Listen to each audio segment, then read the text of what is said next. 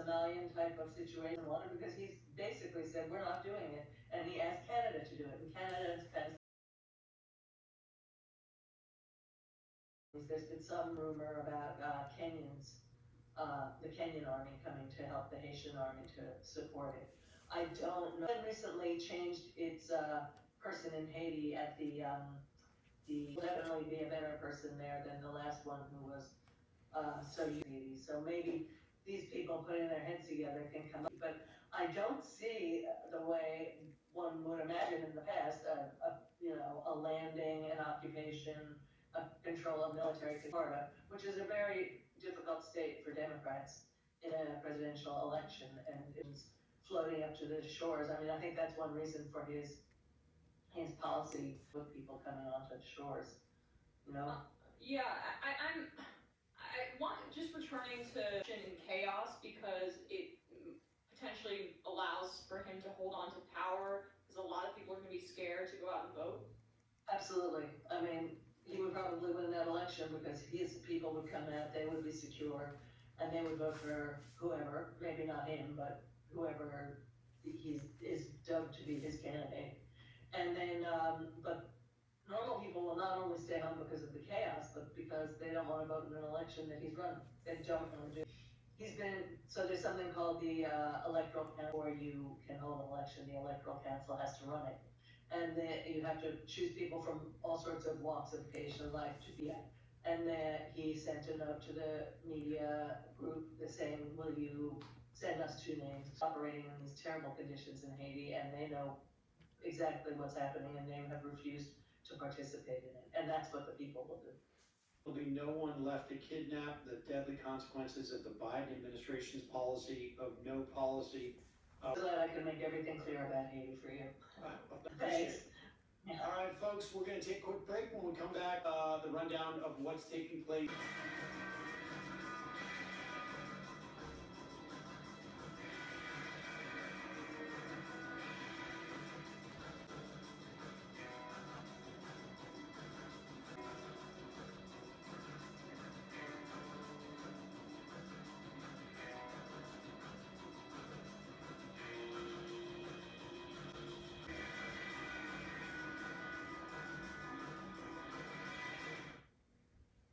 History at Missouri State University. Gene, thanks so much for joining us. Let's talk Turkey. Is that what? Yeah, well, thank you so much for having me. Turkey, they've officially changed. Oh, I did not know that. Turkey, is that it? Yeah, it's one of these cultural war moves that they've done in recent years to consolidate nationalist bird, and so they found it quite offensive. So now there's this. Now officially. Yeah, I understood. Well, I mean, fair enough. All right. Well, give us an update as to where we are. I mean, Turkey has not been really refugees in Turkey, sort of fallout from the Syrian civil war. Give us an update on what's happening there and what's been happening there. Sure. So we are a few weeks out from an election, a general election and a presidential election. This is the 100th anniversary of Turkey's foundation. And I use Turkey because Turkey is kind of like a pro-government signal for the last 2 decades.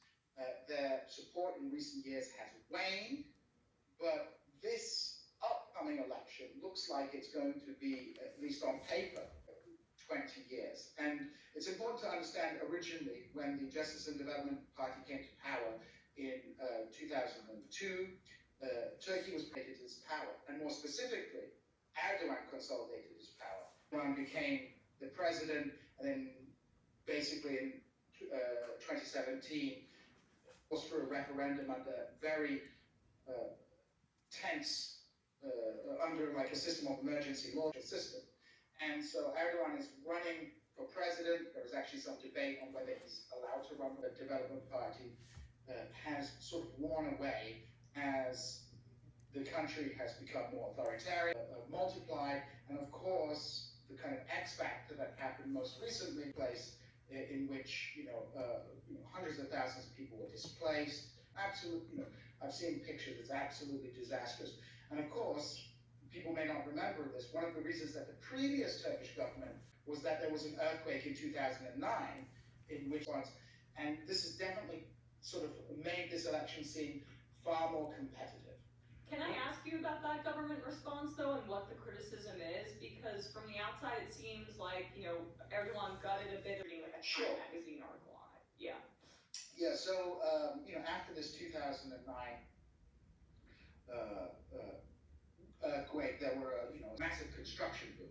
Many of these contractors have close ties with the government, so there's this huge, lot of money being made, and a lot of the regulators, cut corners in construction, so you could get your building sort of retroactively, didn't meet construction code standards. So this huge construction boom has happened, and a lot of development has taken place in contracted buildings collapsed. Many people died because of this new apartment blocks. They just weren't earthquake proof. And so, this rapid development has come back to, bite the government in the butt.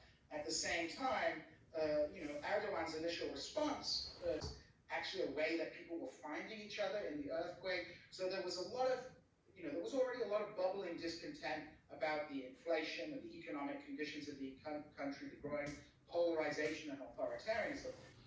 There was a delay to the election, but it's now going ahead. So the earthquake, this earthquake seems to have, to a certain degree, galvanized the opposition and given them confidence that they might have a shot at winning this time.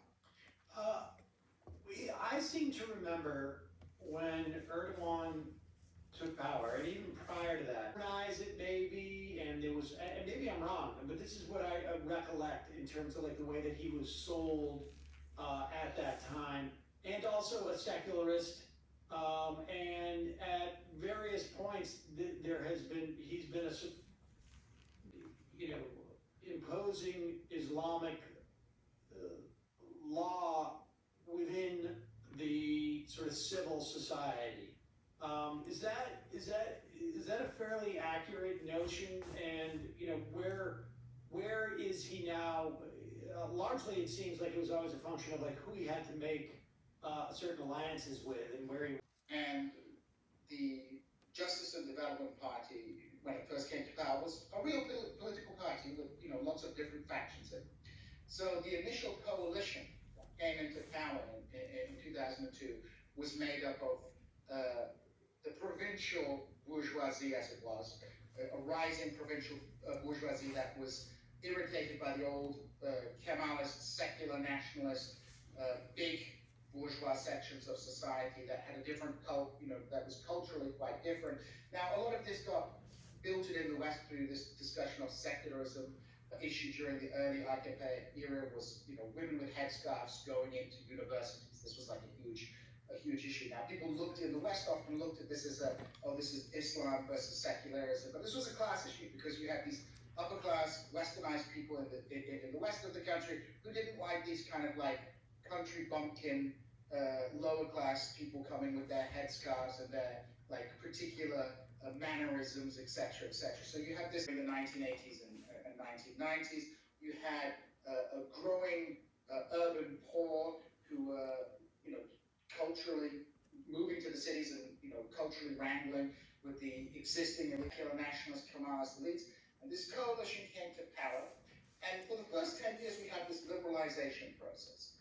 And we had this society where the primary antagonism has been between the state and society. But now finally, Turkey has matured enough, and now we have this conservative, but liberal, neoliberal, Western-orientated government in power. The United States was very interested in this kind of model because, these conservative, provincial, bourgeois elements, they were the deep state, the apparatus of the state. So the old entrenched elites, these Kemalist, secular nationalist types, that they gradually were being displaced, and this culminated where prosecutors connected with the Fethullah Gulen basically purged the whole load of old guys. They put them in jail. So we have this liberalizing phase taking place where the AKP is gradually getting control being a political opening towards the Kurdish community, moving away from the old style repressive policies directed towards the Kurds. And, so a lot of people were very hopeful, but you have the two big things which begin to shift the orientation of the AKP. You have the 2008 economic crisis, where the limits of neoliberalism come into sharp focus. And then, of course, you have the Arab Spring, 2016, when you have the coup. You see this shift towards a more authoritarian government. You see the protests in Gezi, which are in 2015, you have an election where the AKP lose their parliamentary majority. And rather than accept that, Erdogan kind of restarts the Kurdish war in order to consolidate his nationalist base. And so Erdogan moves away from drawing support from liberals and Kurds towards rehabilitating some of those very people who had been, put in jail by his former allies, the Gülenists, who he begins to purge massively from the administration. So we see the shift taking place, kind of political order, and begins to go in a more a political direction which increasingly draws on nationalist, anti-imperialist kind of themes. And this conservatism isn't purely Islamic as well. There's a kind of secular version of this conservatism. It's not too dissimilar from the kind of secular version of the cultural war. Like right-wing atheists that you have in the United States. You have right-wing, non-traditional Muslims supporting. You see, I'm waiting for the word woke to get translated into Turkish. It seems only weeks away to happening, because they're already talking about trans people, gay people, which shifts back to relying on very reactionary right-wing nationalist and militaristic elements of society. And then the old, quote-unquote, liberals, the Gülenists, the Kurds, they're now in the crosshairs. And we should say, just fun fact, if I'm not mistaken, Mike Flynn was either hired or certainly sort of like applying for the job of kidnapping